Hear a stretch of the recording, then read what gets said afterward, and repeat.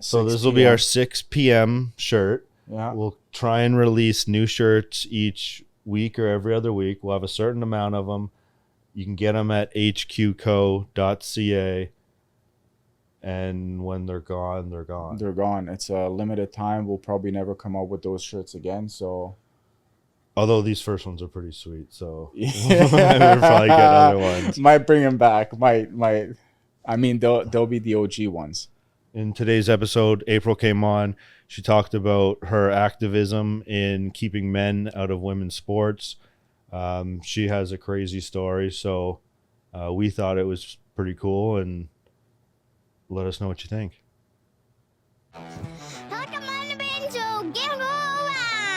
Let's go, baby.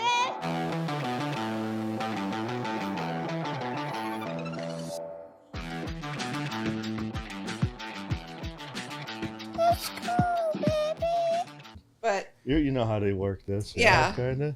But no, it's there's people out there that literally have babies that think that they're non-binary. They're born non-binary, and that's the stuff that I'm fighting against. Like, not just the fairness of women's sports, but the fact that like there's no such thing as a trans kid. Like, there's imagine though, and at a gender real party, and the parents are already predetermining. Yeah, like.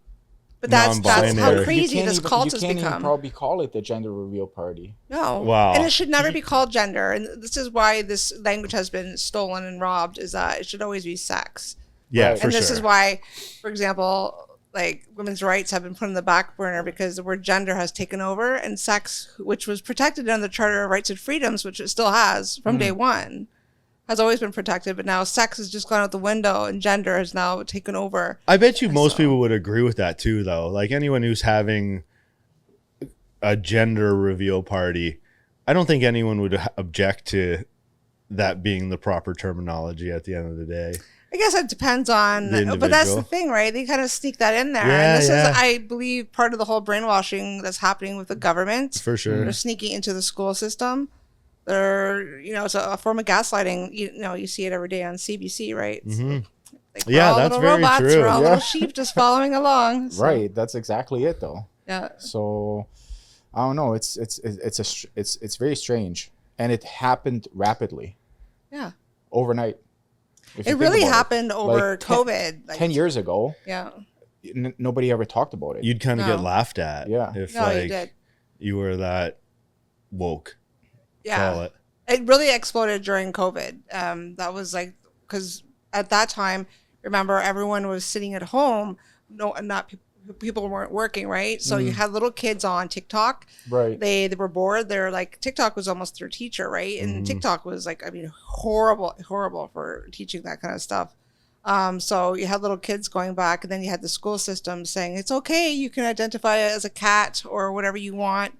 Telling the parents that you can't, if the parents went against, little Bobby that wants to be called a she, and if the parents said, no, we don't want that, the school system, no, that's abuse. Yeah, you're actually abusing your child by not letting him go by the pronouns that he wants. Imagine having no control over your own child in the school system. No, I can't. Like, that's literally, I can't, right? Like, those things, luckily, it's Tatum's in senior kindergarten, but it all just depends on, and it's in every kind of aspect of schooling, but luckily we have confidence in the school that, some schools in probably areas are better than others, and again, it's probably all there in one way or another, but well, you would think that's like real stuff, and it's even just more even directly concerning, like, to her peers and stuff like that, and what they're being taught at home and, led to think or believe it's freaky. It's something that, like, definitely my parents didn't have to really take into consideration. We didn't have to worry about that. We had sex ed, and that was like male and female, and we had it like, it was like, how do you put a condom on, and like stuff like that. But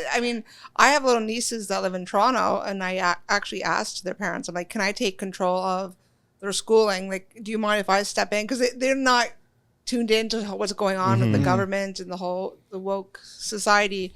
So I said, you need to be checking in either on a monthly basis what their curriculum is and what they are teaching your children. And it starts in kindergarten. Yeah, too. definitely.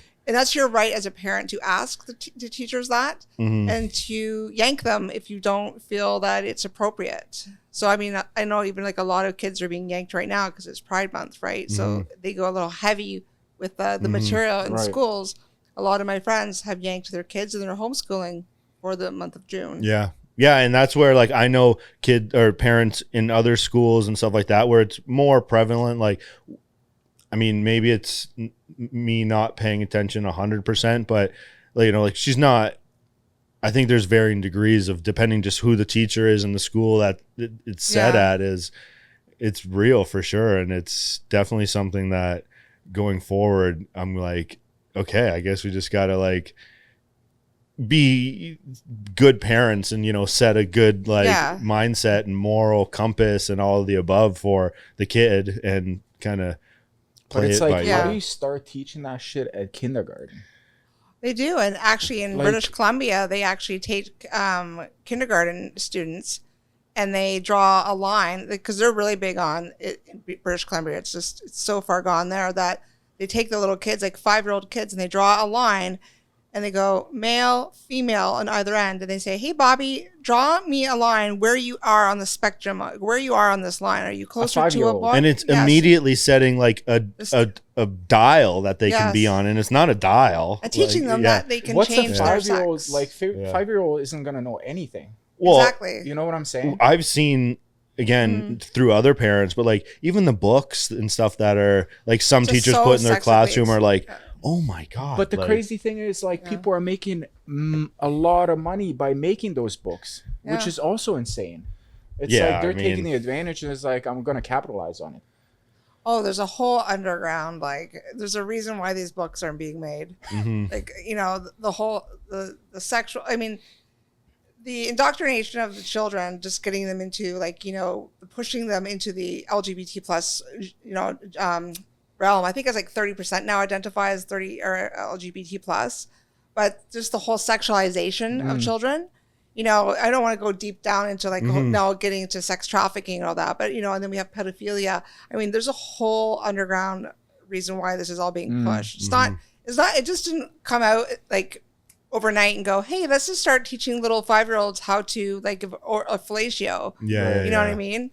It's a whole movement, and it's why that's why we call it grooming. Yeah, you know for sure. It's crazy. And being a parent directly kind of going into even it. like you said earlier, it's like if you don't let the kid do it, now you're the abuser. The parent is the abuser. Oh, we're gonna call Child Protective Services on you because you don't let your kid call yourself a cat. Yeah. Well, that's why we need. Like, that's why I'm fighting for, like in Alberta.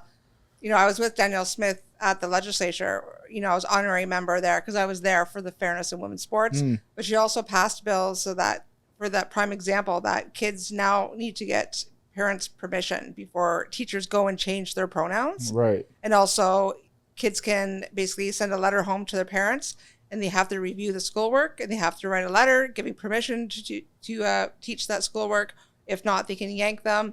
And also, they pass legislation to keep men out of women's sports. So, I mean, that's in Alberta. So this is why I speak up, right? This is why I travel across Canada to get every province on board with that, right? So, and that's just one province. And how difficult was that? Well, Alberta, I mean, they're ahead. I mean, they're Alberta. Who doesn't want to move to Alberta? But British Columbia was actually doing the same type of was a Fairness in Sports Act before actually Danielle Smith proposed it, and they actually got shot down by the NDP government. So if the Conservatives won the election last year, they would have passed that Sports Act. But, you know, that's something that they're still looking at. So we'll just have to wait a couple of years for that. But I was just out in Saskatchewan, and they're very interested in, you know, creating fairness for athletes, keeping women's spaces for females only. So, I mean, every province have reached out to me in order for me to basically educate them on what's going on and how dangerous it is, the unsafety. You know, we have men going into women's prisons now. And so, I mean, it's like, everywhere. So to kind of preface all that, like even obviously I listened to a little bit and then I almost didn't want to listen to too much because of just stuff that you've been on, just because I found myself thinking about it beforehand. And, you know, I just wanted to be a lot more organic. But even being from what kind of led me to reach out to you is it does seem like things are kind of turning, like you can't undo damage done, but it does seem that things are kind of coming around a little bit. And like, I didn't really tell Edis too much, and what got you to kind of where you are now. And I did listen to a bunch, and it's a big long story, but we can start there and then just kind of dig into it. And so your incident and kind of what brought you to what got me on Tucker Carlson show. Yeah, exactly. Right. Yeah, exactly. Right? I was like, hey, you're on Tucker Carlson. He was actually my first interview, which is funny. How was that? Was it like, was it? No, well, it was nerve-wracking. I was happy that I actually researched his interview style before I actually spoke to him. Because did he reach out to you, or did you reach out to him? Yeah, they reached out to me. Well, I was on Fox News the week prior, and usually when you're on Fox News, and they notice you, and then he wanted me on the show. So what got me into it was that, so I'll just start from the beginning. I basically, I've always been into sports. Like I've always been a very competitive athlete, even like as a child. Like when I was 5 years old, my father got me into sports, and I always kind of excelled at like, hockey, ringette, basketball, always won like the blue ribbon and every little track meet that I did. Now everyone gets a ribbon. Right, I know. April gets them all. That's always my mentality. Yeah. And even to this day, like I just start playing pickleball, and I'm like, I want to go on the national team. Like I'm like hardcore, and so nothing's for fun for me. Sorry, I didn't mean to. Yeah, no, it's okay. No, feel free to ask questions because. And then, so when I was 5 years old, actually, I was sexually abused by my neighbor, and for a period of like almost 2 years, and like. I never told anyone about it, and because I thought, it was a form of love and attention and stuff like that. But towards the end, it got progressively worse and worse and worse. And so to the point where, I had to go, I told my parents about it. I had to go to the doctors, the hospital. And, but after he abused me, I wanted to become a little boy. And growing up with my brother and his friends, it was kind of easy for me to kind of mold into that whole like little boy look, like what we would call today a tomboy, right? So I cut my hair off short, wore baggy clothes, continued to hang out with the boys. Because I thought, like, in my little 5-year-old brain that, if I become a little boy, that men won't touch me anymore, right? That won't look tempting to them or anything like that. So when I hit puberty, which was around 10 to 12, which was, like, super uncomfortable for any kid to go through, I'm starting to develop, but I'm like, oh, my God, like, boys are noticing me. But I liked boys, right? And I knew I was a girl, right? I was dressing like a boy. I wanted boys, I wanted to hang out with boys, kind of date them and stuff. And I felt very uncomfortable. So I actually had my first drink of alcohol at that age because it was around the house. I mean, back then it was like my father, he would come home from work. He was a police officer. He'd have a drink after work and stuff. So sorry, and during that time, like, did you, when that all happened, and but did you have support from, like, when you told your parents and stuff like that? Was it? So when that happened, so my father was on the drug force at the time. He wasn't home a lot. Like, I love my father so much. Yeah, like, of course. And I know he holds a lot of guilt. Sure, any father would, because he wasn't there. Yeah. But like when this incident happened, my mom was there, and then my father did call the police officers.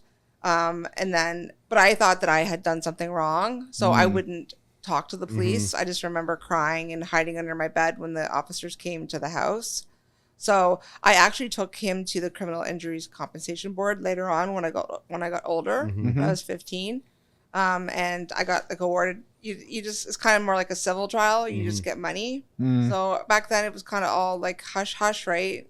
I imagine it still is in a way too. Yeah. Like maybe with social media. Anyways, yeah. Yeah. So and even like with the civil thing, I never really got any. Like, I just wanted him to acknowledge what he did to me. Right. That was really what I wanted. But so when I started drinking, that was like awesome to me because it took away all my uncomfortable feelings, and I had like the good courage. I felt comfortable in my own skin. I started like hanging out with the boys, but I still played sports. And then any kind of sport that I would play, I can remember like even rollerblading, and I would bring like a 6-pack of beer with me.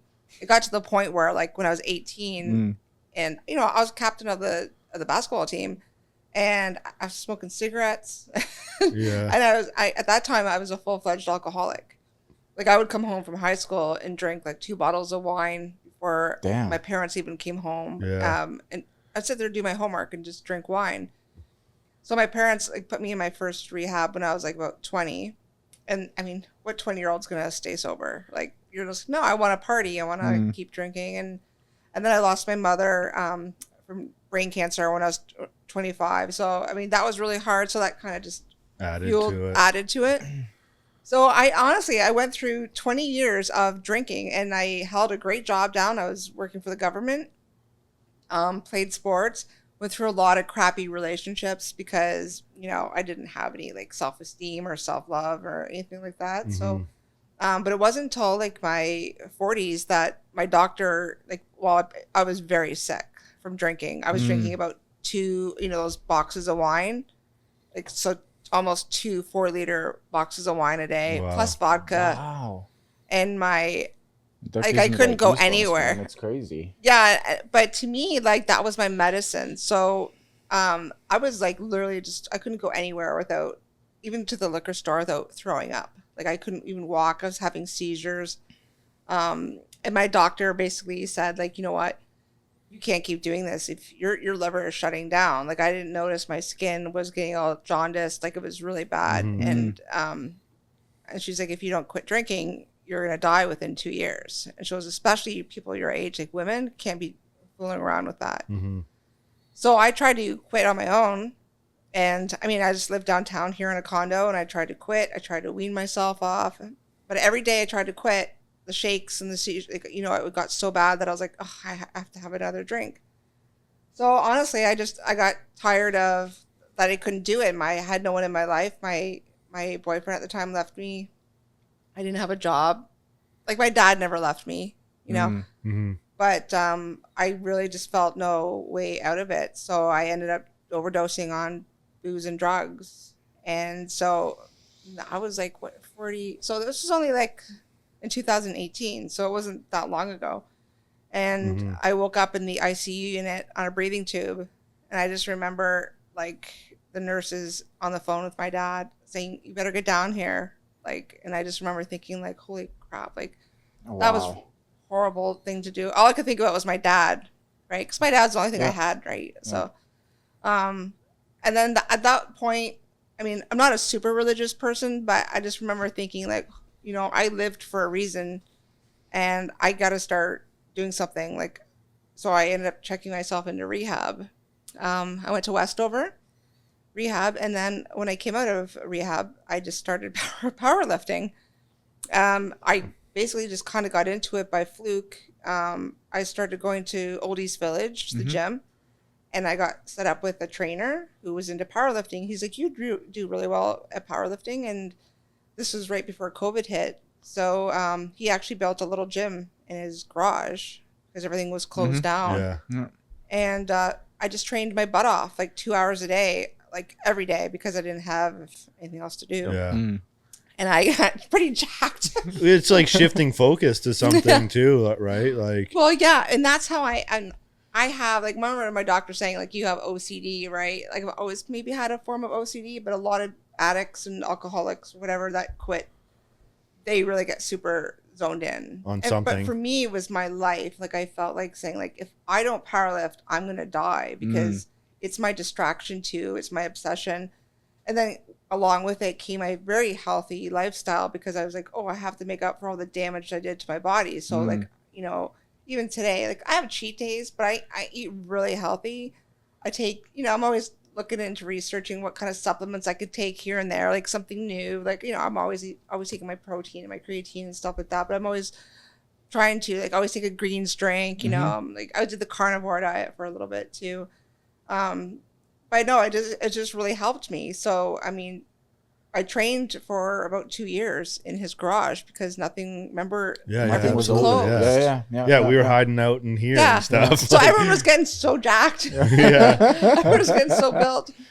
And I really missed my body, how I was then, because I was like, it was awesome. But then I was like, I just couldn't, couldn't do it now because I work full time now. But did you find it hard, like just going into COVID, kind of out after rehab, like hard, like as you know, recovering? Honestly, like, it was a blessing. Yeah, because I would be dead.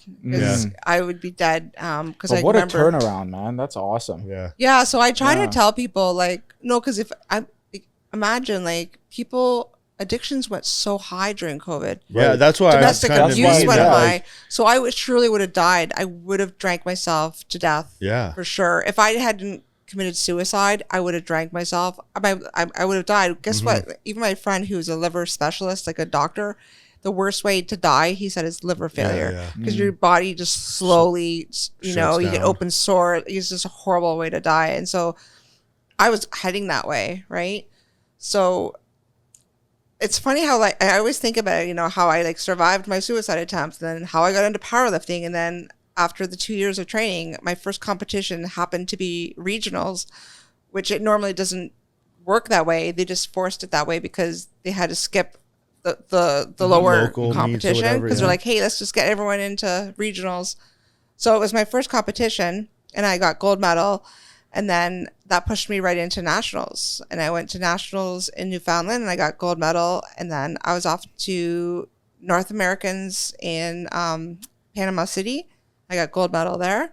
And then I went to Worlds within like a year. Was it easy? Like, did it come natural to you? You're like, I'm just having fun. Like, did you smoke everyone and stuff like that? Or I'm just like, crushing. I mean, for someone just to like come in and go back to back to back, I'm sure you must have been who is this a hidden girl? talent a little bit. This was your first competition, just like ever, and just all of a sudden goes to like international. Yeah, that's unheard of. Yeah, so I literally just went to nationals, and then I still have the North American deadlift record. Like that's my lift, is the deadlift. And so I did really well at both North Americans. I got silver the following year, but even my worlds, I literally almost got third place at worlds. I would have got bronze medal. And like I lifted 510 pounds and I lifted it. It was like, even to this day, people are like, what was wrong with that lift? And I got red lighted, but from two judges. But the reason why we think I got red lighted is because during my time powerlifting, during COVID, I actually had a Facebook friend named Anne, and I would help Anne with, at the time I thought it was her, with her lifting techniques, right? And so we were like Facebook friends for like a year. And then one day we were talking about the Olympics, and remember Laura Hubbard from New Zealand, when it was a male weightlifter that went to the Olympics, and I was like, oh man, like that's crazy. I can't believe they're letting men compete with women. So Anne was like, well, I'm a man, don't you? And I was like, what? And you had no idea. You had no idea. This was just out of the blue. I just thought Anne was like not, excuse my French, like a dyke, like a butchy looking dyke. He called himself she-boy all the time.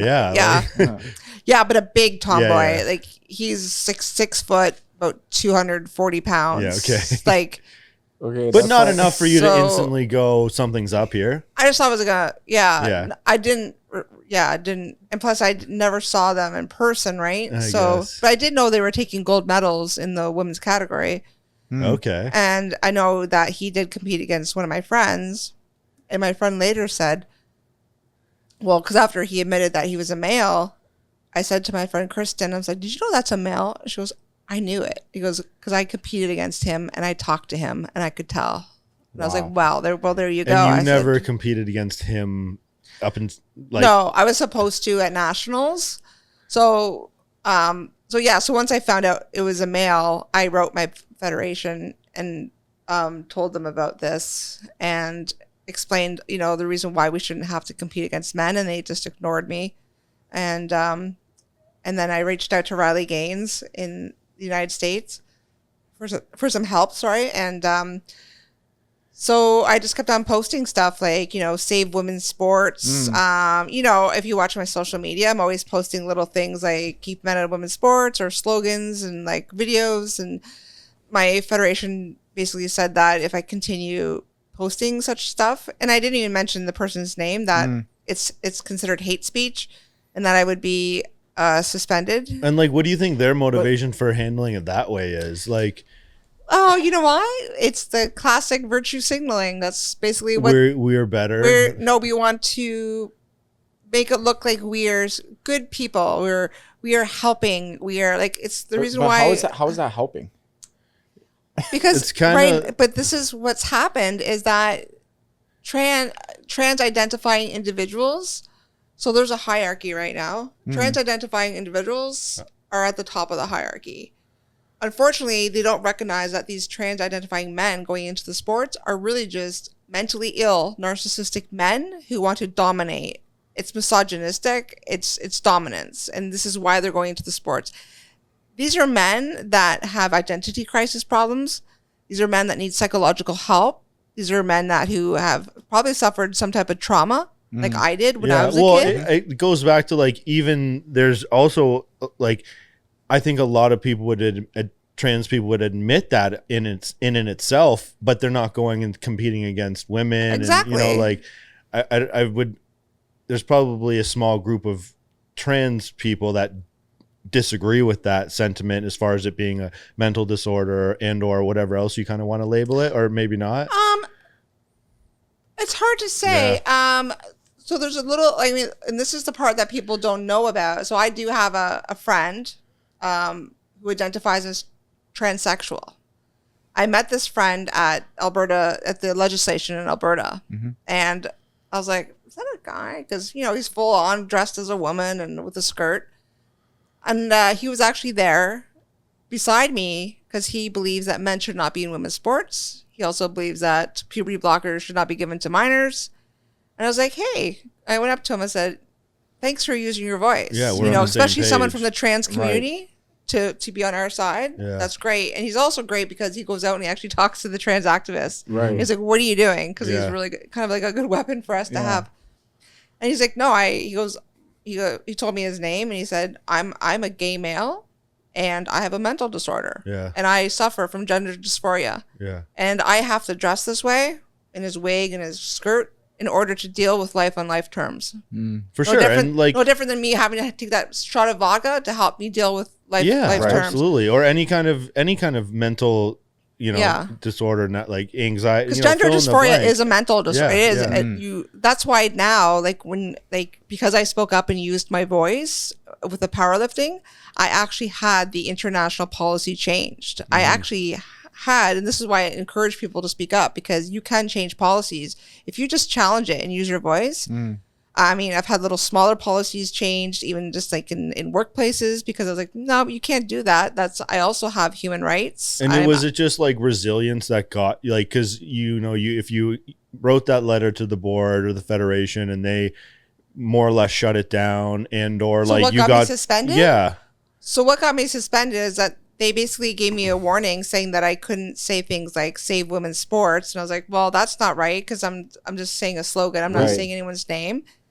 And not only that, but like what women playing women's sports wouldn't agree with that. Well, I know, but the board, unfortunately, was made up of all males as well. And again, they were appeasing the mental health of a male over women. And guess what? A lot of the women encourage these men to go into they're all like, a lot of women, because we have this nurturing part in us, a lot of them are actually my biggest enemy in this fight, because they're the ones that are like, oh, just let him go into the change room. Don't worry about him. Are those women also the one that compete, or are they just like your average? There's some women that compete that probably don't care, because that doesn't affect them. Like say like a sport like powerlifting, if they don't have to compete against Anne, then why bother to speak up, right? There's also people that are just afraid because they feel like they're going to be called. Like back when I was speaking up, I got called a bigot and a transphobe. I was like, okay, well, you're a bigot because you hate women. Yeah, exactly. You're like, just turn it around on them. Yeah, right. You're the bigot. You're misogynistic. Right. So you're actually letting men go into our change rooms. Yeah, to the most biggest extent of that, terminology. So I mean, you just kind of have to turn around on them. And again, it's just a word. It's like someone calling you a goof. I'm like, okay, well, it just kind of rolls off my shoulder. It doesn't mean anything. I know who I am. Like, I'm a very caring and compassionate person. I know what it's like to go through identity crisis, right? I have my friend who is a transsexual. I have a couple of friends that identify. We have normal conversations. I don't hate them. No. Right. I love them very much. And actually, half the time I'm sticking up for them, for people that are cruel, that call them names and stuff, right? Which is just downright cruel. But, you know, I'll say to my friend, he doesn't agree. He thinks it's okay because he dresses up that he can go into women's bathrooms. I'm like, no, that's not cool. I'm like, you can use the universal or use the men's, but you do not belong in women's spaces. And we hash it out, but then we stop our conversation. But he knows that I'll kick his ass if he ever goes into my washroom. You know, and he knows that. He goes, I would never do that. But that's what we need is conversations, right? Like, so where did it turn? Like, did at the end of the day, I would maybe this is naive thinking, but like even when you got suspended and stuff like that, is there still more people that support you and are behind your back? I've got nothing but support. Okay, a little. So I'll tell you the reason I got suspended was because the Canadian Powerlifting Union has a policy. It's called the Trans Inclusion Policy. And I forget, it was created maybe 5 years ago. And so not long ago, though. Not long ago. And it basically said in there that you have to use pronouns. And so basically, and you know, you can't discriminate, And I was like, okay, well, isn't it discrimination to make women compete against men? But, you know, again, sex has kind of gone out the window. Sex is not a protective thing anymore. Gender is like the main thing, right? We got to protect, you know, people with gender identity crises or people with gender dysphoria. So, so what happened was that Anne went to regionals. This is in 2023, and broke a whole bunch of records, like the bench record and all this. And so he holds 3 out of the 5 records in Alberta currently right now. He's also ranked the #1 master women's lifter in all the world. He has a 578 deadlift. He would rank over 6,000 if he competed with the men. He's #1 with the women. So I was on Piers Morgan and they were interviewing me about it. And I said that Anne is a 6-foot man, fully grown, went through full grown puberty. Like he went through full grown puberty. Yeah. And that's what got me suspended because I called Anne a man. So you hadn't been suspended up until the point where you were still on these talk shows and stuff? Yeah. Oh, no. It was the one on Piers Morgan where I correctly sexed him and called him a man. Wow. Because I refused to call him a woman, which is lying. Because I wouldn't lie and because I wouldn't let them compel my speech. You know, same stuff like Jordan Peterson, why he left the country. Because he refused to have his speech compelled. Same here with me. I refused to lie and like... So were you shocked at that happening? I wasn't upset. I was like shocked that they'd give me a 2-year suspension after the interview. Like a month or two. But going through this and like obviously you were outspoken about it. Like, were you kind of just waiting for the day something came in, or were you still completely caught off guard that? Just I guess there's probably nothing surprising anymore. Yeah, I don't know. I knew maybe something I would get some type of discipline. But even more reason why to speak up. But like 2 years is like the same. You'd give someone that got caught for doping or something. Yeah. It's a pretty harsh. I mean, maybe right? Like, what is the suspension? It might not even be 2 years. It's 2 years if someone got caught for doping. So, but yeah, they gave me 2 years. I was like, whoa. So I ended up getting a human rights lawyer, and Rebel News actually funded my lawyer. Cool. Yeah, they're like my family. Rebel News. I'm like part of the Rebel family. So they paid for my lawyer. And then I got my sentence reduced to a year. Reduced, though. So just not even like... Which the funny part is, all along, the male powerlifter had an open Instagram account and was like making comments, like bullying me, making threats to me, doing all this stuff, and not one verbal warning to him, right? Because, God, that would look... suspended. But that would look horrible in the newspapers. You know, Federation treating transgender horribly. You know, that's not going to look good in the papers. So finally, he made death threats towards myself and Daniel Smith. He basically told us he wanted us to die a long, painful death or something like that. So I called the cops on him in Calgary because that's where he lives. And finally, he got suspended, but he only got 6 months suspension for that, for making death threats. So I get 2 years. I get 2 years. Get a lawyer for speaking. I got 2 years for just saying like the truth. The truth. 2 years.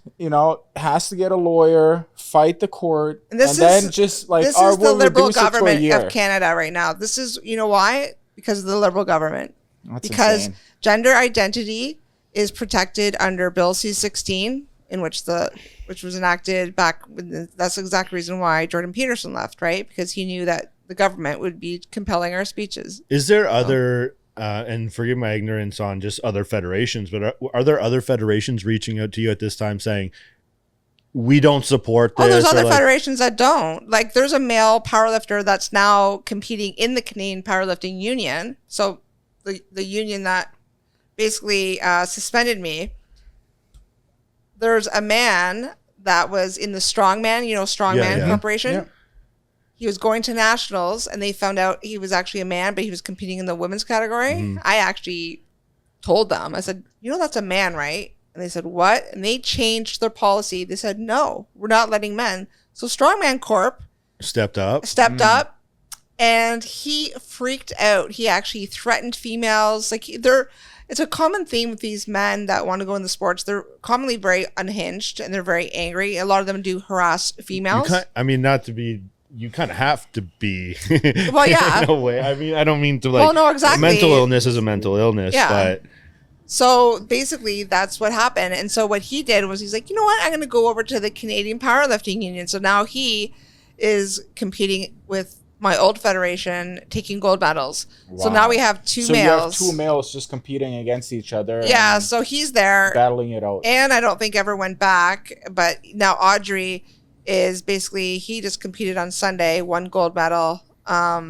And the funny part is the International Powerlifting Federation told me that he applied to go through to nationals, but he can't. And guess why? Because I spoke up and had the policy changed, and they don't want men going through. So the international, they're like on board with the IOC. Like they're like Olympic level stuff. They're like, we do not want men getting through, because they actually stand for fairness. Like they actually want.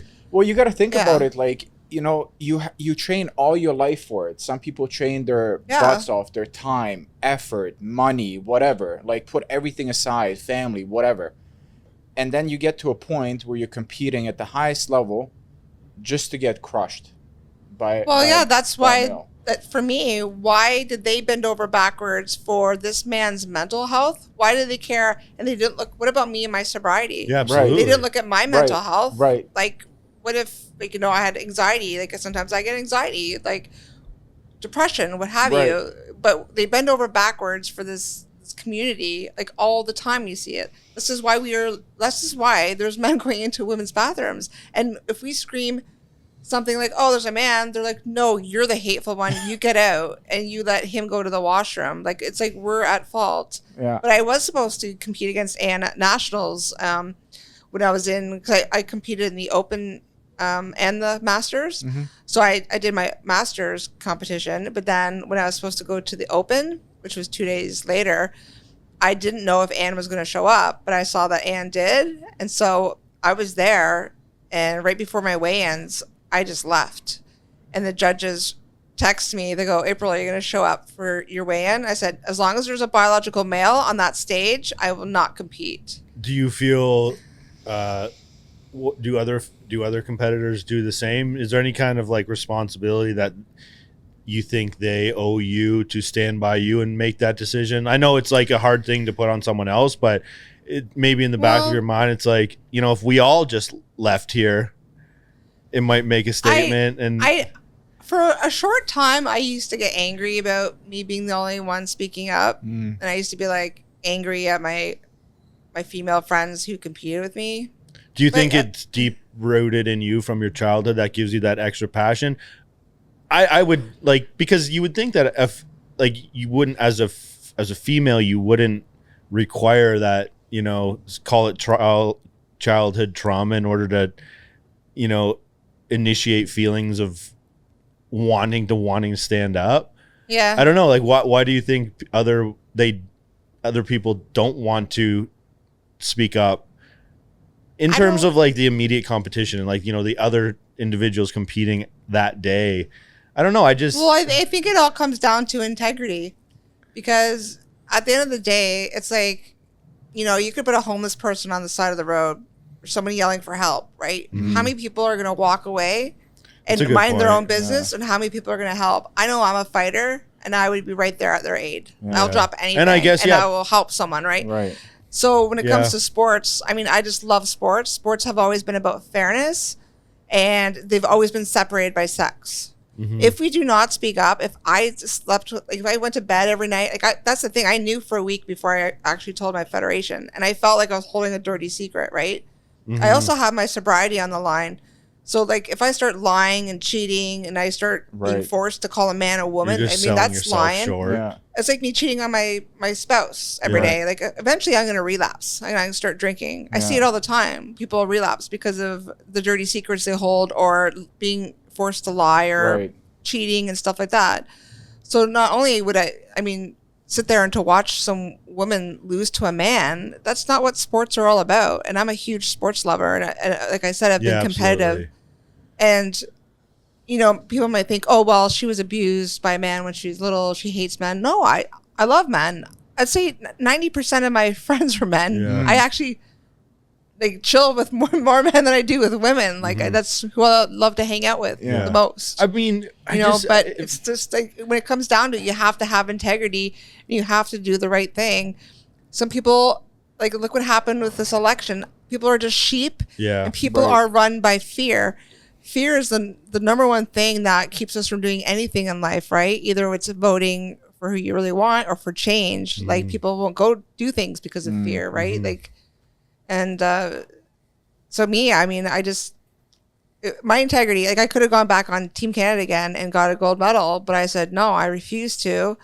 And I could have gone back competing, but I was like, well, no, they didn't change the policy at a local level. I'm not going to a local competition to watch some little girl have her first competition and lose to a little boy. And that's what, guess what? She'll never want to compete again. That's what I'm saying. It's like, you know, you just crush these people's dreams. Yeah, these little girls. Like, and the money you put into it, like you said, and the time, like sports saved my life. Like even now I'm thinking about when can I play pickleball next? Like I'm so obsessed with it. Like I'm just like, I want to play all the time. I clock in, I work my day job.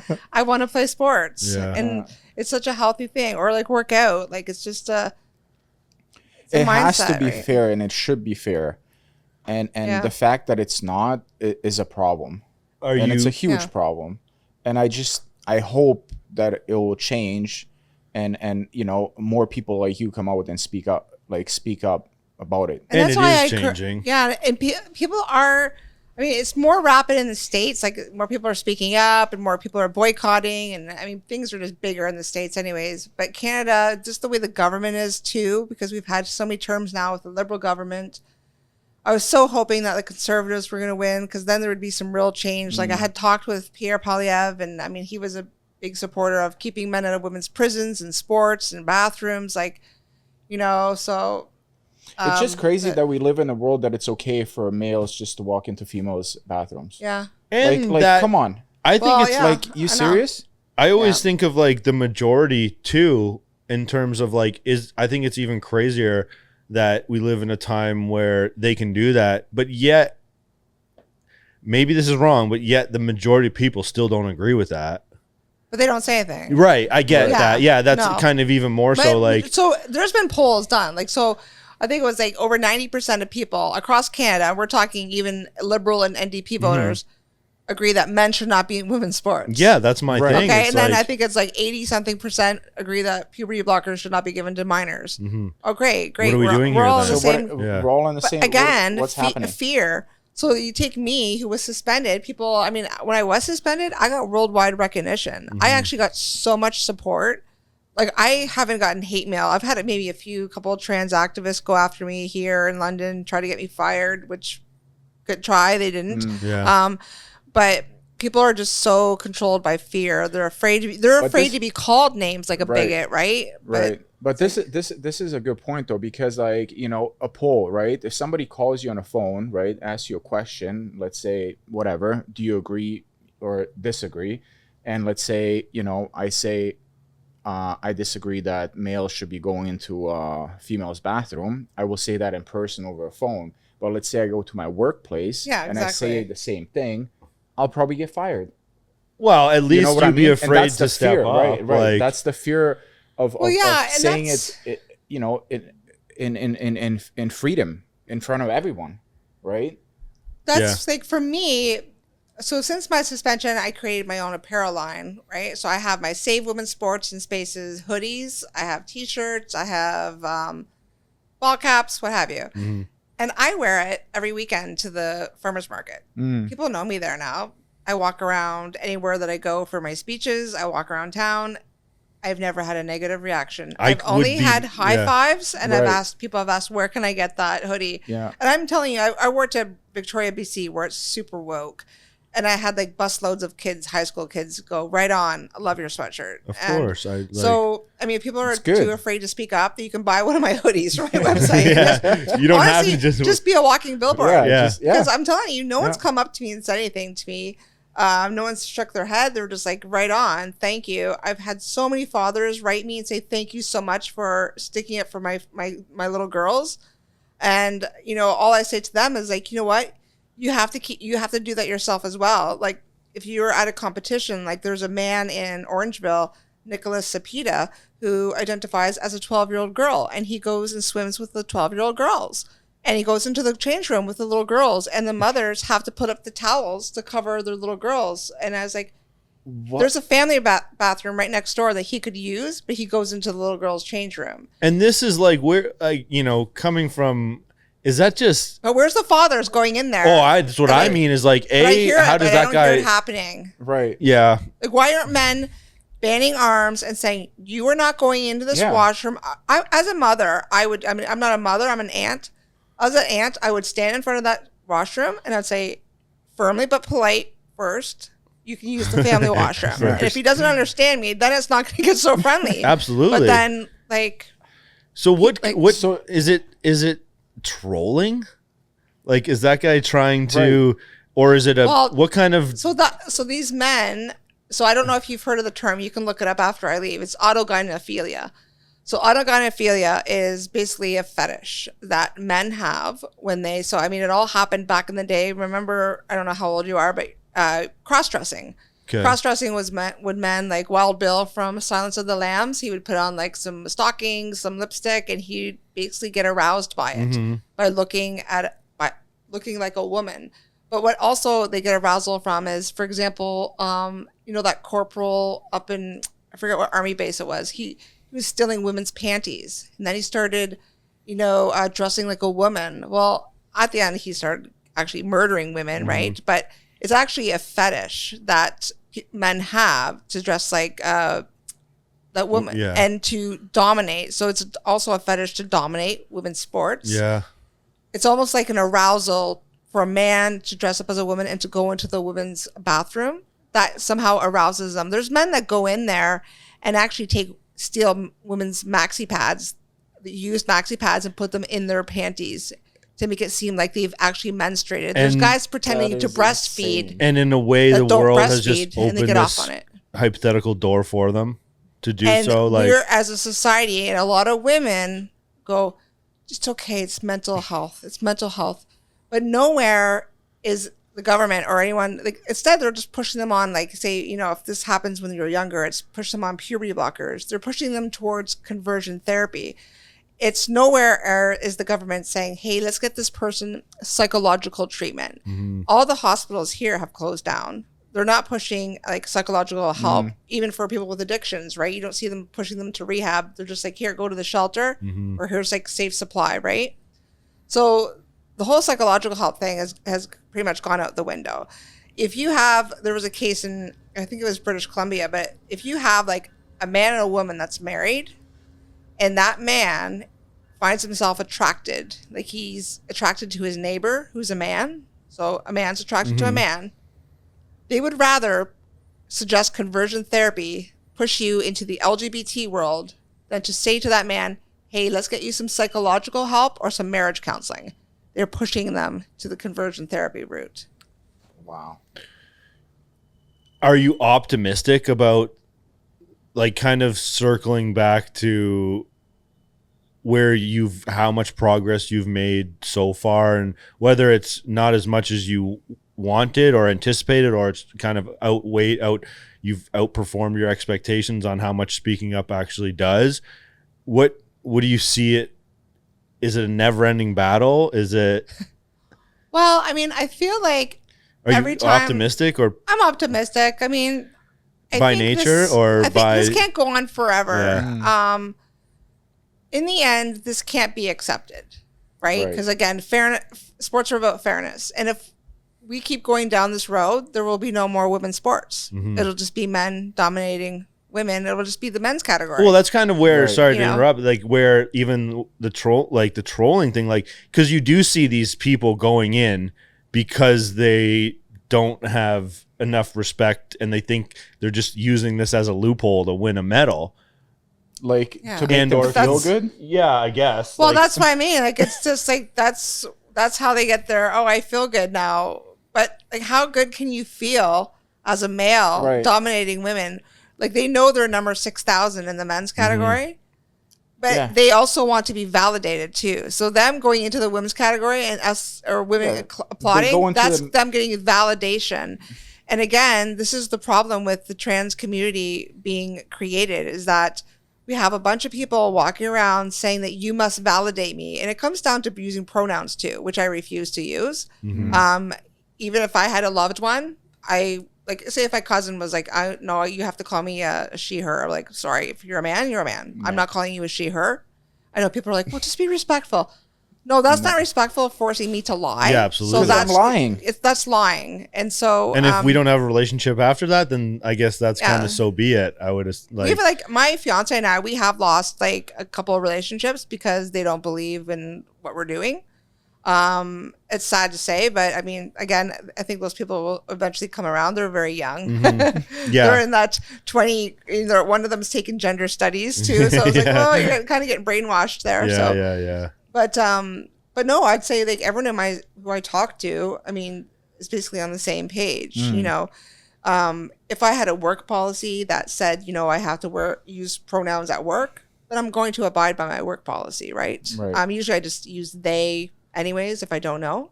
But if I have a work policy, I'm going to abide by that because I need a paycheck. Do you come across that often in your professional life? No, I haven't had that. I just asked because I genuinely don't, have many interactions where I'm in that position or anything. I think if it ever happened, like say if I was ever encountered with someone and they just said, hey, sorry, no, I'm actually a he, I'd be like, oh, okay. Thanks for letting me know. And then I would address them. I mean, again, just while I'm on work duty, but when I clock out, then I'm not using pronouns. That's not. I would just call them by their name. Yeah. Well, that's what I mean. You should use their name or I use they. You kind of figure something else that appeases both sides, I guess. Yeah. So I can't go wrong by calling. Yeah. Hey, April. Yeah, exactly. Exactly. Oh my God. No, but I'm very optimistic though that I mean, it would have been better if the Conservatives won, but I see now that, I mean, British Columbia's on board. They want changes. I mean, the Conservatives did. I mean, the NDP is the stronghold out there, so it's pretty scary. But Alberta's great. I was just in Saskatchewan. I'm going to be sending Doug Ford a letter in the next month or so just to see, because I met him 2 years ago and he agreed. I was wearing my Keep Female Sports Female hoodie. He shook my hand. He's like, I totally agree with you. I have daughters. Some of them play sports. He goes, I totally agree with that. Yeah. Right. So I was like, cool. Okay. So then I'm going to write him a letter, which I've already written, and I'm going to send it to him. I'm going to make sure I jog his memory that he said that to me. And so I'd like to sit down with him and talk about legislation here in Ontario. Well, it's good to see that there's change actually happening. And it's just not, well, look at World Boxing, right? They just implemented the gender testing. Yeah. That's insane. Oh my goodness! It's insane how many people actually defended that man, and said, "Oh no, he's an intersex or this and that." I'm like, "You're still a man." Semantics, yeah. You're still a man, even if you're intersex. Biologically. Yeah, exactly. Right. Take it. That's the end. If you're born intersex, you're still either male or female. Yeah. God, just a basic biology class would do. Yeah. Again, going back to that. Take biology classes, guys, please. Yeah. None of those new classes that are just every day there's a new class you gotta take, you want to take, and that just is like another. Even I wouldn't be surprised if somewhere in biology class, there's they weave off, like it's Oh no, there's I know in gender studies classes this is how horrible it is at universities. I think down the road they're actually going to get rid of that class because they just know it's such BS, but. they do studies about how like dogs can be homosexual because dogs sniff each other's butts at dog parks, so therefore they're homosexual. That's how animals greet. It doesn't matter if you're a guy or girl. That's how animals will get to know you. That's like me, my female puppy humping my leg, thinking like, oh, we got a problem here. It's goodness. But that's the stuff, and they're like, oh yeah, this is very interesting. No, because someone made a comment to me once before. They're like, well, animals are wait, what? You must be a gender studies student. Like, well, hopefully they start to, become far and few between. But again, it's just time that takes for the tables to turn and things to kind of come full circle. I mean, you're right. I mean, eventually it's going to change. It has to change, right? Yeah. I mean, it can't go on forever like this, or it's bad. As bad as it is right now, I mean, I really hope that it's gonna change quickly and rapidly. We just want things back to the way they used to be, and which was like have a female only, and same with the bathrooms. Like that's all I'm asking for. Female only category, a male only, and then have an open like a co-ed. That's what they did in Alberta. Works great, and then same with the bathrooms. But unfortunately, some places here in London, like I know the Grand Theatre, the Mule restaurant, and I don't mind naming them because I'm not gonna blacklist them, but no, but like it's true. They took away the women's washroom, and that's unacceptable. You should never take away the women's washroom. You should never force us to compete against men. You shouldn't force us to share our spaces with men. You should have options, right? So those two places, like I was like, what the hell is going on here? And I was like, being forced. I didn't use the washroom, of course, but. I would love to know, or like maybe not, just what goes through the mindset of that decision, because even inclusiveness, that's what they want to do. They want males, a virtue signal. Though you don't agree with that. Like I don't want to be. Absolutely not. Like, right? Like what? Why would I want to? Like would I be like what? Like do I feel the need to go in there? No. Like why would I? Like, but again, you're appeasing the mental illness of they need to be validated. And if you don't let them in that washroom, they're not validated as that sex. So say Anne, who identifies as a woman, if you don't let them into the women's sports, they're like, well, you're not validating me now. I don't feel like a woman. But at the end of the day, we all know it's such a huge problem. And again, that's why they really do need psychological help.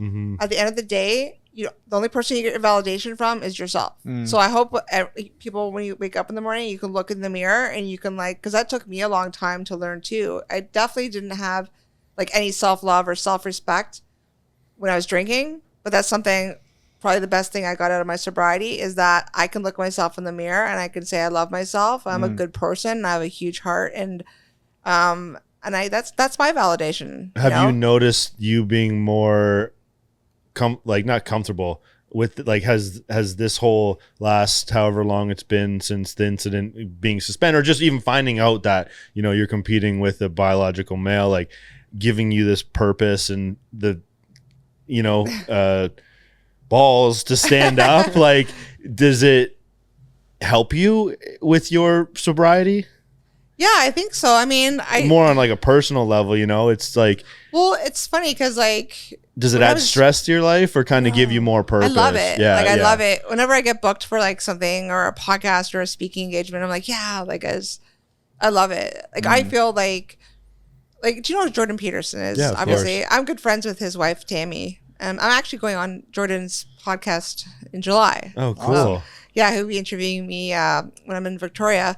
Cool. So, but I said, she's very religious. I mean, I'm somewhat religious, and like, I just feel like this was my calling, because you just have to think of how my life went, right? Even when like, as a kid, getting sexually abused, getting into alcohol, surviving my suicide attempt, waking up and just by fluke getting into powerlifting. Finding the sport where somehow this happens. Then I just killed it in that. And then by fluke finding a male, but also having a little bit of compassion on the side of where I did have that identity crisis too, right? Where I recognize, and I obviously I have friends that are trans identifying, and just how it all worked out, right? And I mean, if anything, this has given me, I used to be kind of like shy and always full of anxiety. This is actually, I'm way more outgoing now. I love public speaking. I love helping people. Like I did my speech in Saskatchewan, and I said, like, if I can help someone every day, that's like what I'd love to do. Like I would love to be the female Tony Robbins, and just turn around. Because I mean, my story technically can help a lot of people. Like if there's women in their 40s who want to lose weight or get fit, like I'm in the best shape of my life, and I'm like 49. Like I don't think I look 49. No, definitely. I would have never guessed. Yeah, like, and it's because I take care of myself, and I got sober, and I love life, and or people that just women that want to kick like the wine habit at night, or people that want to quit an addiction. Like I'm always here for people to reach out to for advice, and just how I use sports to overcome my mental like health issues, right? Yeah. And before, again, going back to like kind of that turning point where you found out and had this epiphany of like what is going on, did you have any of these aspirations to be any kind of advocate? Not maybe an advocate kind of with preconceived intentions is not the best, but like, were you that person before? I knew, I think all my life that I wanted to be like someone special as to helping people. That's what I knew that. It's funny. My whole life I always wanted to be famous. I was like, I want to be famous. Who would have thought? But like in the most organic way. And I guess in a kind of way I did, because I mean I've been on every talk show I think except for Joe Rogan. Which like, you never know. Yeah. So like to schmooze with people like even just the Petersons and like Riley Gaines and all, like a couple other celebrities that I know, like it's pretty cool, all because I spoke up for truth. Right. And that gives me a really good feeling that, I made my own apparel line. I did this and that all because I was, I spoke the truth, and I was trying to help, and I am continually trying to help. Right. And like I said, whether it's addictions or fairness in sport, I'm constantly trying to help. Is there any, on a less serious, is there any like, call them famous people that, came after you or like kind of made comments towards you that you were like, way. That publicly? No, like there's really? No one famous that that I can talked ill about you or anything like that. No, there's no one. No, I can't think of anyone really. I got into a little bit of a riff online. I forget who the it was a national soccer player, but she was for men and women's sports. I mean, go figure. She was all. I mean, I'm not saying all lesbians support it, but a lot of lesbians, because they're in the LGBT community, they're like, "Oh, it's okay, just let the men in." But no, I have never had any like famous people like. No, I've had people like write me and say, "Hey, I really think what you're doing is great," kind of thing. But I've never wouldn't say it like that. Normally, probably wouldn't be outspoken about it. Yeah. Yeah. Well, now you're seeing a lot of these athletes are coming out, right, and speaking up. Right? A lot of the Bethany Hamilton was always a who I'm friends with. I don't know if you remember, but Martina Navratilova, the tennis player. Yeah. She's from. I mean, she was one of my favorites from the '80s.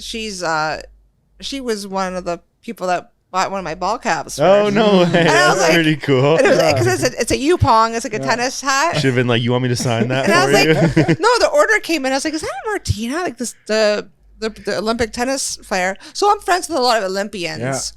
I mean, if you want to look at them as stars, then yes, for sure, they are. Sure. So she ordered it, and I remember it was going to like Miami, and I was like, oh my god, it is! It's a gated community. I was like, it is really her. That's pretty cool. She's married to, I think it was like the Miami Housewives, one of the people on that TV show. But anyways, we talk a lot. Yeah, that's really cool. Through Twitter and stuff, and I mean, she's a big advocate for fairness in women's sports. Are you going to compete again? I was just going to in powerlifting? Yeah. No. How come?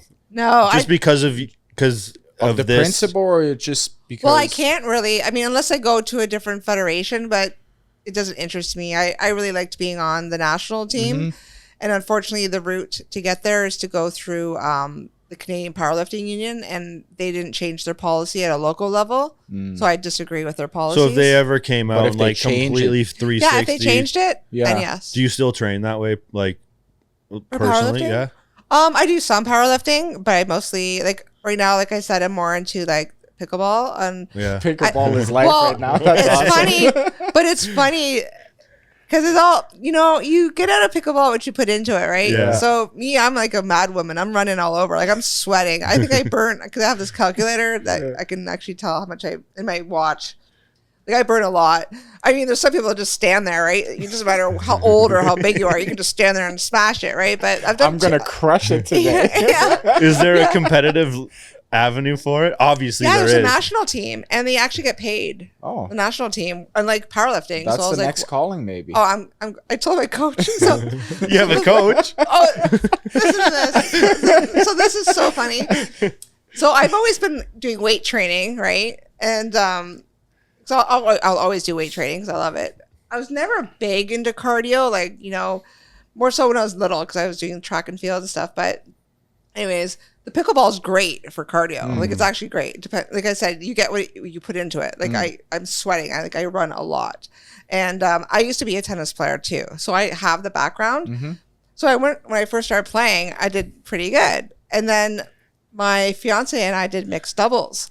And we went to this tournament, and he put us into intermediate. And I was like, well, we're not intermediate. We're pretty new, right? Like, so he's like, well, I'd rather have a challenge and lose every game. I said, well, we're going to lose every game because there's going to be 70-year-old ladies from Florida just flying ripping all over the place. Just killing us. He was like, oh, my God. He goes, April, this is just like a fun thing. I was like, so we get there, and we lost every game. No way. What? We lost every game. We almost beat the first place team. Because it was kind of like in a round robin format. And then the last game, I was so mad because I'm so competitive. And I said, I told you so. I told you. So the last game comes up and there's two 70-year-old women, Sandra and Kathy. They have their little visors and the one had like a knee brace. Oh, wow. And I was like, we got this. We got this. I go, nail the one with the knee brace. So I whispered to him. We got smoked. I was going to say that's your biggest loss. We got smoked by them. And they didn't hardly move. They just were so good because it's all strategy. People like that play the game would know about dinking. There's dinking and you just do it really. And then you're like, slam. Like it's just like the whole method. So I was yelling at him on the court. I was like, get your shit together. Like it's like the Bridesmaid movie. They're just like, look at these amateurs. And so we left, and the people outside were like, you guys did really good. Like Kathy, they haven't lost like a match for 4 years. They're from Florida. I go, I knew it. And then they go, you actually did really good. They go, we wanted to video record you because you were yelling at Jack, my partner. I was yelling at my fiance. I was like, get your shit together. Oh, that is amazing. Just wanted to smack him. So you hired a coach, went all in. Oh, so I said, flew to Florida, got personal lessons by Kathy. I haven't been to Florida yet, but I would love that. But I said to him, drive me to Smash on the Smash Pickleball Club on the way home, and I'm going to sign up. So this is like literally within a month, I got a coach, and I signed up for a clinic, and I've done drill sessions, and we went to our last tournament 2 days or 3 days ago, and we tied for 4th place out of 14 teams. No way. So, we were going for the 3rd place, but then we didn't win. But anyways, so how now, long ago was this? Like what time frame? When did you play Kathy? I went crazy. I said, no, I've been, oh no, I was 4 weeks. I went from like a 2 level up to a 4. Like I went to a crazy level. And he's like, you're obsessed. Like I play pickleball like almost 6 times a week. That's all I think about. I guess, and because there's no, like, do you look up their policies beforehand and like? Oh, the trans policy? Yeah. Yeah, you know what? I started dabbling into it, but then so a lot of it's mixed doubles. So yeah, that's what I was gonna say. So it's not like you're. So I am playing against men, and to be honest, I actually like training with men because it makes me better. Yeah. I want to play against really hard people. Like I actually went in there. I said, "Give me a bunch of men to play against because I want to up my game." But I did notice though the nationals. I watched them a couple weeks ago, and it was a guy girl. Like it was mixed, and the men, because I noticed the men would dominate the court 70% of the time and almost push the female off. So it would almost become a game of man against man. Yeah. So I said to my coach, I'm like, what the hell's that? I was like, that's not going to happen if I'm playing. I'm like, because I'm like tall and I'm pretty like athletic. Because I could see some of the girls were not as big as me and maybe not as you know, as built, whatever. But he said, yeah, he goes, a lot of girls don't like that. I was like, well, I wouldn't. I said, like, I'm here to play. Like, I'm not here to let the man. And he goes, but a lot of times the man will hit it towards the woman because it's obviously going to be the weaker player, right? Out of strategy, you know, like strategy. And I said, yeah, that kind of sucks. So I don't know. I'd like to go as far as I can with it. Like I'd like to, I don't know if I can make the national team, but I definitely want to start doing some tournaments and stuff. And would you go mixed doubles or did you go to like female? Like, is it you play 2v2? Is it 1v1? You can do singles. You can do like woman against woman. Yeah. You can do all mixed, any you kind can of do women combination. partners if you want. My fiance was my partner. He's having a surgery, so he's going to be out of commission. So I'm gonna surpass him. So You're taking applications. Like I said the only way out of it is to fake my own death, just to get rid of him. Oh man. So I don't know. That's why I joined Smash, because unfortunately you have to find your own partner. So I've just been kind of investigating, getting a feel. I'm going for my duper. It's the rating that you get for pickleball. That's how you get rated your levels. So I'm going for my duper rating next week before I go on vacation, and I'm doing a drill session, like clinic on Friday. Then I'm doing open play. Like it's like 4 hours. Yeah, I was gonna say it's now become. But that's you just. What's the highest level? I think like I know there's like 4.5. I think there's like 5s. With people that you see, like I was watching the U.S. Open. Like there's masters. Like I could go into like masters. Like my coach was like, he goes, you would kill it. He goes, if you actually like I turned 50 next year. He goes, if you went in the 50s, he goes, you would kill it because you're so like athletic. Like I'm actually running, right? And I like, and like a lot of, but I said I would like to play in the open as much as I can with the younger people, because it really does go by skill level, right? It's not really an age thing, but no, I went out full out. I got like so many skirts and outfits and like visors. All decked out. I'm all about manifestation, and it has worked in my life. Like That's if so you cool. actually like play the role, like I remember them saying, like, if you want to be rich and bring money in, like dress like you're rich. Dress it, do it, like, you know. Absolutely. So, play the role, right? So I actually visualize Manifest. in my head, right? No. Like all this stuff. So when's the next big like tournament then, or competition? July 19th. Locally? St. Thomas at the Okay. courthouse. Is it all called the indoor or Summer outdoor? It would Or be both? indoor. Yeah, it's the big Summer Smash tournament. So, but I'm going to do a sanctioned one. I think I'm going to get my coach to. I just have to find a partner. That's the thing, right? So once I go for my rating, I'll be able to see who else is at my level, and then. So is he like giving up on, not giving up per se, but like, is your partner, your My fiance, fiancé? is he like, wait for me or carry on without me? This is all you. Oh, well, I don't know. You haven't had that conversation. He doesn't know you're actively looking for a new partner.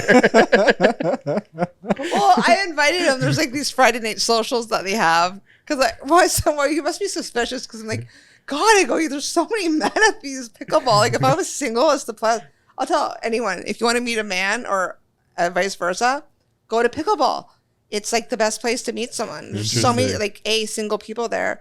But it's a great sport, but there's just so many people and you're just having so much fun. Like you just mingle. Like if I was single, I'd find someone like that. Like seriously. So we should try it sometime. Oh my God. I've never played it either. I would love to. Yeah, Like, we should try it. Yeah. You'll get hooked. You'll get hooked. Is it It's pretty really easy fun. to like pick up as far as rules and everything? If you've played like, I haven't the played. rules I don't are- know. Do you know tennis and stuff? Is it much It's like? kind of like tennis and ping pong. I'm sure we could figure You it should out. have a ping pong table in here, actually. Well, I know. There's a lot of things we should have. in Yeah. here. I actually just like in the last year, I've like we used to have a foosball table. I've like decluttered in here Yeah. hardcore. So yeah, but I no, know. it is fun. Like it's a great sport. So Yeah, Ian and I battle it out on the dartboard. yeah, darts. yeah, darts are fun. Yeah. Yeah, but that's yeah. Darts actually in England, they stopped. There was men going into darts in England. My friend Lynn Pinches is a professional dart player.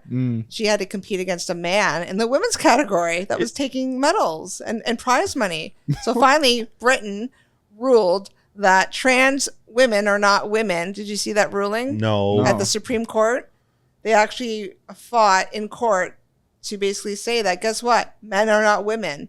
So they actually deemed trans women are men. Hello, which we all know. Yeah.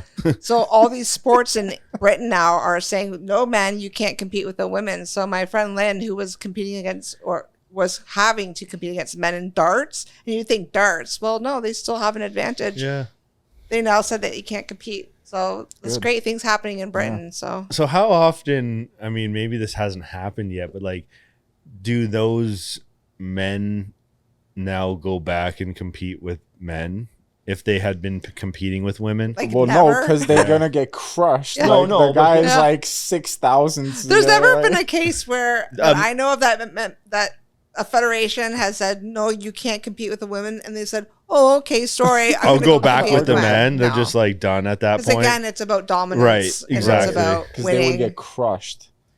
Well, Yeah. I'm Right, saying like it's they'd like- be playing at yeah. least on a fair playing field. Well, But to them, they're not fair. There's a reason why they're doing I it. get It's that, for validation. for sure. It's for prize money. It's to be validated, and it's also because of a fetish. Yeah, definitely. So it's mostly validation, right? But it's gender dysphoria, right? Is there a point, like, do you have an ultimate, not necessarily end goal, because you always have to advocate for what you believe in and stand up for what you believe, but is there an ultimate goal that you can kind of rest your case with, or is it an ongoing? I think both can apply. Is there an overall objective that you really want to see out, and then just? Well, I just think that, like, I'm just going to keep speaking up and talking until all Canada, every province is on board. Yeah. Okay. Like, so we get things back the way they used to be. Right. And I'm talking about like washrooms as well. So, because that's a very dangerous place for. Yeah, for sure. That's Well, and I would love to see, like, honestly, the government. I'm not going to make changes just by wearing a sweatshirt and speak up. Although I would highly suggest people buy the sweatshirts because it's a great way to speak up. But me just doing podcasts or doing this really doesn't create change. But what creates change is working at a political level. Yeah. And that's where, I do have a lot of ins with, like, I worked out with the Conservative Party out in British Columbia. I was out in Alberta. I was just in Saskatchewan. I now currently want to see what we can do with Ontario. But at the end of the day, that's why it was so important that maybe the Conservatives would win, because we need to have Bill C-16 repealed. We need to get that gender identity out of the being protected, because that's the part that is allowing the men into the washrooms and the sports, right? Because you could sit there and go, well, you're not allowed in my washroom. But then they're like, well, no, I'm protected. But at the same time, you're like, well, guess what? I'm protected too. I'm a woman. And I was protected before you because I was in, like, sex is also, people are forgetting their rights. Is what's happening. Women are forgetting that sex is also protected, right? Under the Ontario Human Rights and also under the Charter. So you cannot discriminate. So that's why I find it so hard to believe that they're actually forcing us to, because that is discrimination. When you force us to share our spaces in our bathrooms, that's discrimination. Yeah. But if you literally just had a man, a woman, and a universal bathroom, that wouldn't be discrimination, because if people want to go to the washroom with men or vice versa, then just go in the universal. They have the option to, yeah. Have an option, but our options are being taken away. Right. So were you, did you have a political voice pre this playing a role in your life, as far as kind of coming to the point where the only way, not the only way by any means, but the productive way for you to make change was at a political level? Did you have much, like, was that new to you, that intimidate? Were you comfortable, like, were you a political person pre, finding out that, you were competing against a man? no, I wasn't really political, to be honest. Like I said, like, I drank my whole life, right? So I really didn't have much of a voice. If anything, it was a sloppy drunk voice. I was, I was always full of fear and anxiety, and I didn't really. It wasn't until I got sober that I kind of found my inner self, right? Like, I did a lot of work on myself in rehab. Like, people just don't get shipped to rehab and you sit there for 20 days. You actually do a lot of therapy on yourself and work. What makes you tick? What things you think about, stuff that's in your brain. And I think for me, just like, because I wasted so many years drinking, like, I just, that kind of bothers me sometimes. And I'm like, oh, where could I be today if I didn't waste my life drinking, right? But you wouldn't be where you are. Like, it might be a more mundane place, or like a place that didn't make as big of an impact as you do now. Yeah. So. Yeah, so then that's why I go back to that whole reason of, like, I survived for a reason. Yeah. Right. Just to tell my story, right? But no, I have a strong voice now, and I like to speak out. And like, I'm not afraid of people if they want to call me names. And I just wish more people would follow my lead and just don't be afraid of people calling you names or just to challenge a policy, because you also have to know your rights too, right?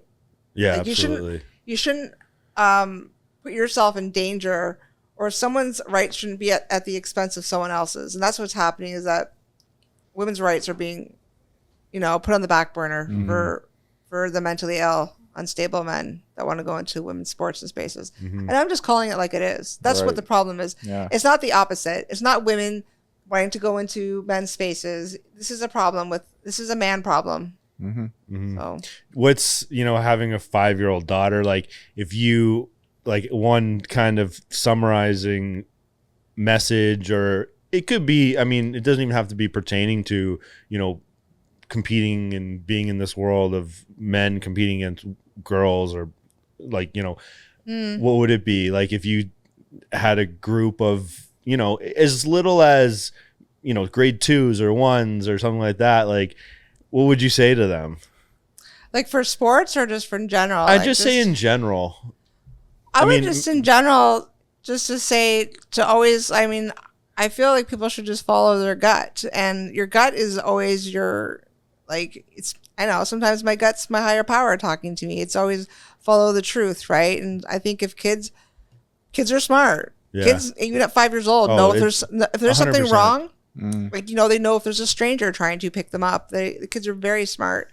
So, if they know that's a man going into their washroom, then they need to get out of that washroom. Yeah. So, parents need to educate them the difference between, first of all, what's a man, what's a woman. Right. Parents need to educate their kids that you cannot change sex. You cannot transform into the opposite sex. You can't transform into a cat. If you hear that coming from your kids, then they may need some psychological help, right? That they want to be a cat. There's something missing there, right? There's something going on with the parenting or the home environment, right? Yeah. That kid's trying to escape.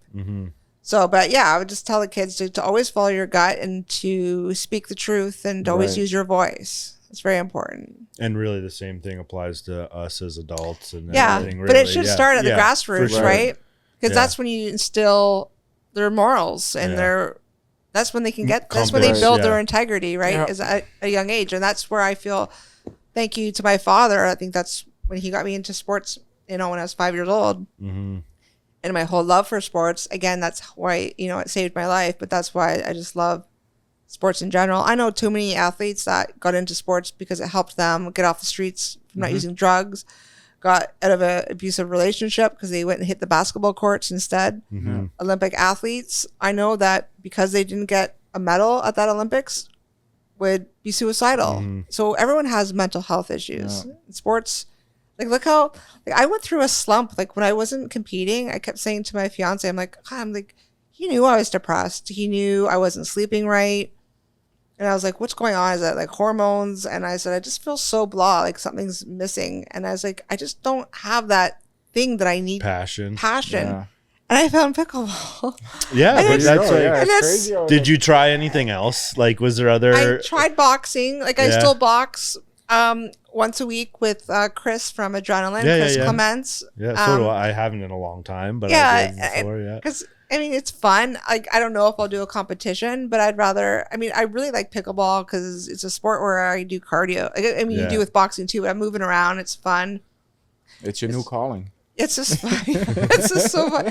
And he's just noticed. He goes, "Wow, you're a different person." And I'm so happy every day. And that's good. And the sense of community that you get from the sport too, right? So you're meeting a whole bunch of people. And like I said, I haven't looked into the policy. I don't really care because I'm playing mixed doubles and I'm playing against guys. And even my my mentor said, April, just don't go digging yet because just enjoy one day. Yeah, you don't want it to sour your passion for it. Really, if something, happens just like it did naturally in the powerlifting and stuff. Then people actually found out, a couple of people were like, oh, you're April. I recognize you. And then I'm like, oh, I said, I don't really want to bring my politics into the pickleball place. I said, because they looked, I'm on Wikipedia and stuff too, right? So I was like, if you want to look me up, that's fine. I said, but I prefer not to talk about it. You really got to worry about Kathy over there with your fucking knee brace. Exactly. See that headband? It's deceiving. Exactly. You should really be worrying about Kathy. I'm always stressing out about the 70-year-olds. I'm like, you worry about those people. But I'm just like, they play all year round in Florida. That's exactly I guess right. they play all. It's on all. You can play indoors, so it's like, that's cool. No, that's awesome. We got to try it. I want to try it now. We'll get hooked on it. Well, if you do, I have a full membership. I can bring you as a guest, and we can go and have fun. We should. That'd be really cool. Yeah, that would be cool. Yeah. Oh yeah, I splurged. I'm like, I'm getting 100. Like it was like $170 a month. It'd be like, but it's like free play. Ian and I versus April, and we'll just get smoked. I'll take you both on. Just me. That'd be a good workout for me. Yeah. It's so fun, honestly. I would love to get you guys into it because it's great. I would. We could take you. I would take you up on that. I have extra paddles, so don't worry. Yeah. All right. I think we kind of. I'm definitely the go all out too type of person. Oh, we're gonna be competitive. You have to get a video of it though. Add it to your. Is this a video podcast? Yeah. Okay, you'll have to get a little video. Yeah. We would. We could do that. We'll do a follow up. We would, and like I'm sure.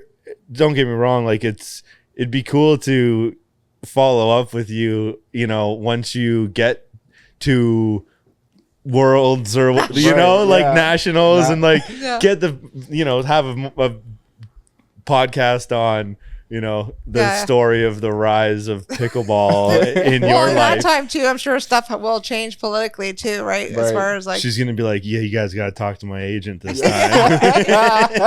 I'm gonna go with Jordan shows like this summer. That's funny. Do you get nervous going on like these bigger shows like Jordan Peterson? Well, Jordan, I'm a little nervous about because he's so intelligent. Yeah. Like he's just so like, but he's also just a normal guy too. You have to remember at the end of the day. It's funny. I was talking to Tammy, his wife, and she's such an angel. She's so sweet. I've been on her podcast twice now, but it was funny because I remember texting her one day and I was like, "Hey, did you go to Trump's inauguration?" And she sends me a picture of her like in the White House. She was like, "Oh yeah, I'm here right now." Wow. And she's hanging out with Russell Brand and Rob Schneider. She was, I'm just having dinner. I'm like, just an ordinary day. just a normal day. I'm just pulling in the pickleball court. I was like, okay, just have fun. Joe Rogan would be. I feel like something like that is. I'm surprised. I wouldn't say inevitable, but like, because he's always slamming Canada. So I'm quite surprised that I haven't been on his show, just because being banned for speaking biological facts would be like a good show. We'll tag him in one of our clips. Yeah, just tag him. I don't know how to get his attention. Usually I have a lot of ins on how to get. Maybe I'll ask Tammy because Jordan was just on Joe. Yeah. So maybe when I see them, I don't like just texting people and saying, "Hey, give me the contact." Yeah, it's got to happen organically, I'm sure. Or like, who knows, right? You'll be maybe at some function and you cross paths or something. Yeah. Or who knows? Maybe you're already on the list. Maybe on the radar. Yeah, maybe. Yeah. And Joe's like, I just got to wait for her to get off of HQCo. Those guys got her first. No, but it was. Thank you, because that was like how long ago were you here at Showtime? Like, it's been a while. Yeah, it's been a while. It's been years. Right since the beginning. It's funny because this is 10 years for us here. So, it was a long time ago. Yeah. Right. So I appreciate just. Well, I trained here a little bit with one guy, and then when I was doing my fight, because remember I did the MMA fight. So. Yeah. I did a cage fight. That's crazy. Yeah, how did that go? Oh, I lost. Well, but I didn't lose by much. It was actually my first fight ever, but it was pretty good. Felt good. Add it to the experience list, bucket list. My bucket list. That's so crazy. Well, the joke between my friends is that they're like, whatever, because this is why actually Joe Rogan talks about it. To be the best at anything, you have to be obsessed. Mm-hmm. Yeah. So thank God for my OCD, because it doesn't matter what I get into in my life. I want to be number one. So I did a lot of I did photography for a while. I kind of stopped when I met my partner because I was traveling so much. I was going to New York City, but whenever I got by fluke just went into photography. I never took classes for it. I shot with film. I wasn't digital. I developed my own film in the darkroom, and the first pictures I ever developed, I got published. And I picked 10 companies I wanted to be published by, and the holiest of holiest was Taschen. It's like the best publishing company ever. And they said yes, and I got published by them. And I literally was traveling all around the world doing like photography.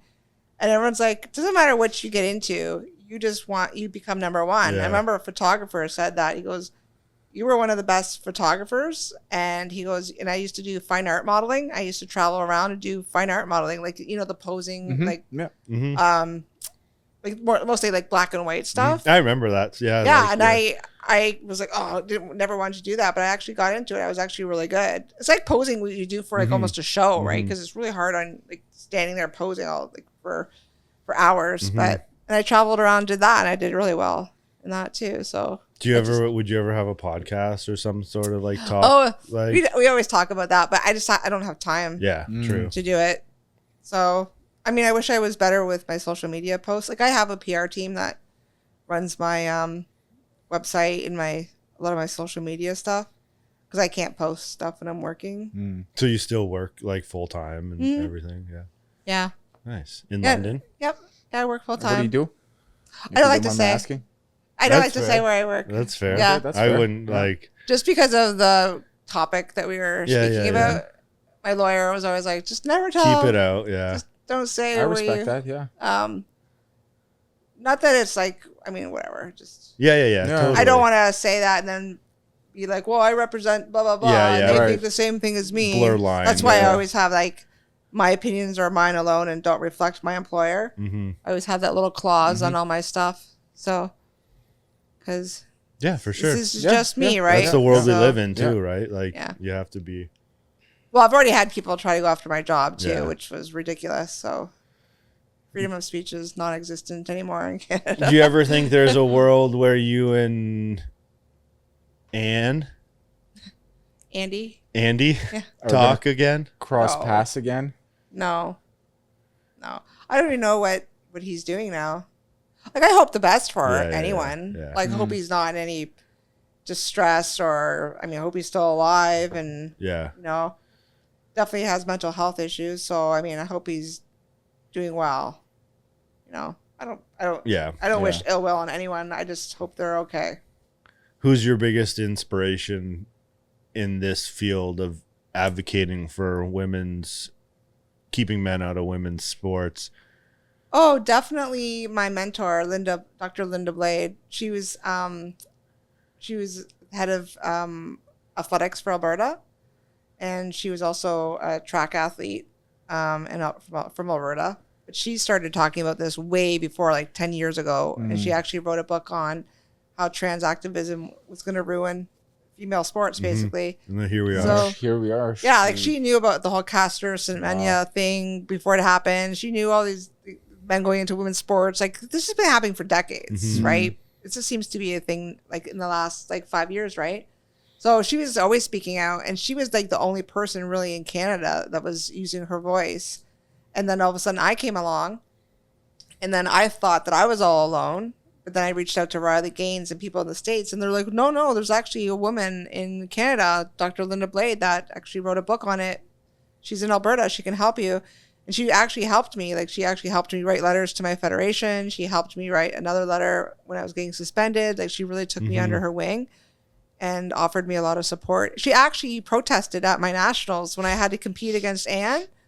She and 17 other women showed up and protested at the nationals. Cool. And yeah, it was pretty cool. Like, they tried to kick them out, but she was like, nope, we're not leaving. So yeah. That's awesome. Yeah, she's my inspiration.